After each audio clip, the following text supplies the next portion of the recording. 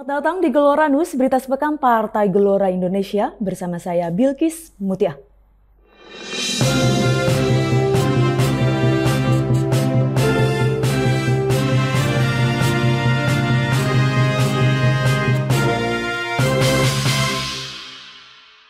Berita pertama, Wakil Ketua Umum Partai Gelora Indonesia, Fahri Hamzah, meminta semua pihak agar terlibat dalam proses sirkulasi kepemimpinan 2024. Hal itu disampaikannya di Gelora Talks edisi ke-104 yang tayang pada Rabu 20 September 2023 kemarin dengan bertajuk tema Jelang Final Terbentuknya Koalisi Capres 2024 dan dihadiri politisi Partai Gerindra Andre Rosiade, Direktur Eksekutif Indobarometer Muhammad Kodari, dan aktivis dan pengamat politik Indonesia Ray Rangkuti. Tapi yang kami ingin highlight terhadap situasi ini adalah situasi kita yang sudah di ujung, tetapi memang ada unsur terkadung. Tapi ya kita harus menerima apa yang sudah terjadi sekarang ini. Karena itulah sisa-sisa waktu kita ini memang mesti kita manfaatkan sebaik-baiknya bagi satu proses yang mudah-mudahan dari proses ini kita bisa mendapatkan tujuannya yang baik, yaitu kepemimpinan yang baik. Tapi paling tidak juga prosesnya yang bisa mengajak dan melibatkan kesadaran yang lebih luas, sebab juga penting bagi bangsa ini menyadari bahwa sirkulasi kepemimpinan yang sedang kita lalui ini adalah sesuatu yang juga perlu ditekuni begitu.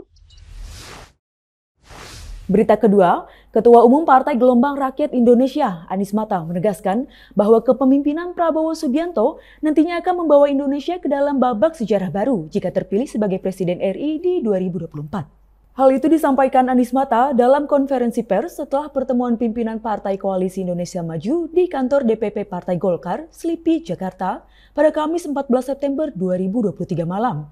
Dalam pertemuan ini, Anies Mata didampingi Wakil Ketua Umum Partai Gelora Indonesia, Fahri Hamzah, dan Sekretaris Jenderal Partai Gelora, Mahfuz Siddiq.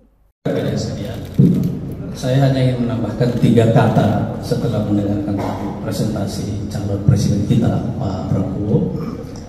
Yang pertama, agenda ini agenda persatuan. Karena dia memadukan antara pertumbuhan dan keadilan sosial. Yang kedua, saya yakin betul bahwa agenda ini kalau dijalankan secara konsisten, insya Allah akan menjadikan Indonesia sebagai salah satu negara superpower baru. Jadi, poin yang ketiga adalah bahwa kepemimpinan Pak Prabowo insya Allah tahun 2024 yang akan datang akan menjadi babak sejarah baru bagi Indonesia, insya Allah. Berita berikutnya, Wakil Ketua Umum Partai Gelora Indonesia, Fahri Hamzah, menjadi narasumber seminar yang digelar Aliansi Pemuda Hindu Bali atau APHB pada Minggu 10 September 2023 sore. Dengan tema Arah Kebijakan, Partisipasi dan Agenda Pemberdayaan Generasi Muda dalam Pembangunan Negara yang diusung oleh Aliansi Pemuda Hindu Bali, Fahri Hamzah bertemu ratusan pelajar, mahasiswa, dosen, dan guru di Puspem Bandung. Kalau hari ini kita berani bersumpah bahwa Indonesia bisa menjadi superpower baru, selain mimpi pribadi kita yang kita bisa kerjakan dan telah dibuktikan oleh banyak anak muda Indonesia, salah satunya Pak Ido yang ada di sini, suatu hari Indonesia bisa menjadi superpower baru di dunia ini yang punya kontribusi pada perbaikan peradaban dunia. Berita berikutnya, pada Sabtu 16 September 2023 kemarin, Partai Gelora Aceh menggelar konsolidasi pemenangan Pileg dan Pilpres. Berlokasi di bilangan Kabupaten Pidi, agenda tersebut dihadiri dan diisi langsung oleh Wakil Ketua Umum Partai Gelora Indonesia, Fahri Hamzah. Dipenuhi semarak dan antusias dari kader dan calon legislatif, serta tokoh masyarakat, acara berlanjut di malam hari dengan momen ngopi bareng di Cek Min Kupi. Diskusi dan sesi tanya jawab juga dimeriahkan dengan makan durian bersama. Selanjutnya, Fahri Hamzah juga berkunjung ke posko kolaborasi DPD Aceh Besar. Dilangsungkan pula pemotongan pita dan doa bersama para kader Gelora Aceh. Berita berikutnya, menghadapi musim kemarau akibat El Nino, Partai Gelora luncurkan program Sigap Gelora di Makassar. Sigap Gelora atau Siaga Air Bersih yang diusung Partai Gelora ini disiasati oleh Sulfiadi selaku Direktur Lembaga Kemanusiaan Blue Helmet dan juga calon anggota DPR RI Daerah Pemilihan Sulawesi Selatan I.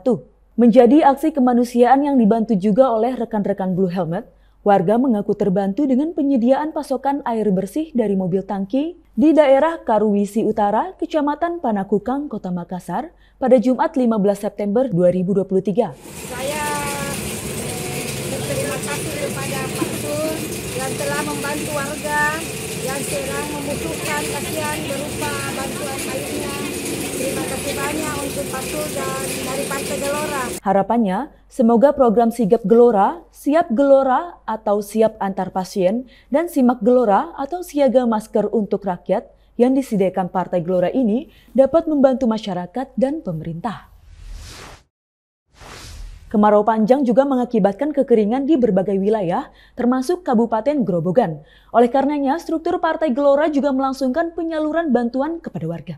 Berlangsung pada Minggu 17 September 2023 lalu, Partai Gelora bersama Caleg DPRD 2 Purjiem SH dan Haji Sutriyono SPD MSI menyalurkan bantuan air bersih kepada masyarakat. Dengan membawa wadah, warga pun berbaris mengambil air bersih yang disediakan. Masih di Kecamatan Gabis, Kabupaten Grobogan, Haji Sutriyono yang juga merupakan Ketua Bidang Politik dan Pemerintahan DPN Partai Gelora ini juga berkesempatan melakukan kunjungan dan sosialisasi bersama pengusaha kerajinan batik. Saya alhamdulillah hari ini tanggal 16 September berkesempatan hadir bersilaturahim di Purwita Batik. Ini salah satu UKM di Grobogan yang pertama memproduksi batik, kemudian juga kualitasnya ini luar biasa karena selama ini hasil dari Kecamatan Gabus ini terutama dikirim ke Jawa Timur di sebuah kota yang cukup terkenal juga, dan itu nanti juga akan dikirim ke beberapa kota. Jadi sebetulnya dari pengrajin Pak Sis ini itu sudah go seluruh Nusantara dan bahkan mungkin juga go internasional. Oleh karena itu ini perlu mendapatkan perhatian, bantuan, fasilitasi, pertama dari pemerintah daerah, yang kedua juga dari pemerintah di nasional gitu. Berita ketujuh, Partai Gelora DPD Kabupaten Penajam Pasir Utara menggelar rakorda dan pembekalan bacalek Partai Gelora pada Sabtu 9 September 2023.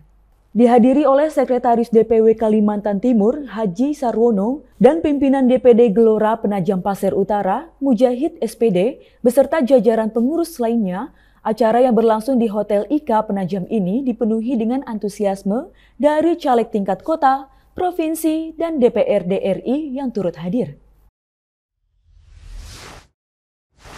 Berita berikutnya, Ketua DPD Partai Gelora Jakarta Timur Arief Priambodo melantik perwakilan relawan Gelora atau REGE TPS Durensawit.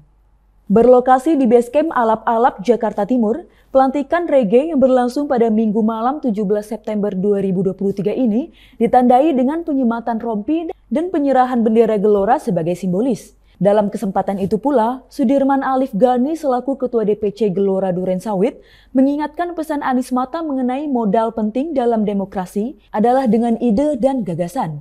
Acara pun ditutup dengan doa dan ramah tamah bersama relawan dan pengurus. Jelang pemilu 2024, Partai Gelora Tanah Tabi menggelar Family Giat Gelora Gathering, konsolidasi dan pemenangan. Setidaknya ada 300 peserta yang mengikuti kegiatan yang berlokasi di Pantai Hamadi, Kota Jayapura ini. Dihadiri oleh fungsionaris DPW dan 5 DPD, yakni Kota Jayapura, Kabupaten Jayapura, Kabupaten Kerom, Kabupaten Sarmi, dan Kabupaten Mamberamo Raya. Dengan Ibu Deli Luciana Watak SH yang merupakan Ketua Pelaksana yang juga Wakil Ketua Bidang Teritorial Pemenangan Kota Jayapura, pada kesempatan itu dilangsungkan pula arahan Ketua DPW Partai Gelora Papua, Dr. Muhammad Yamin Noh, SE MSA, yang juga merupakan Caleg DPR RI Dapil Papua.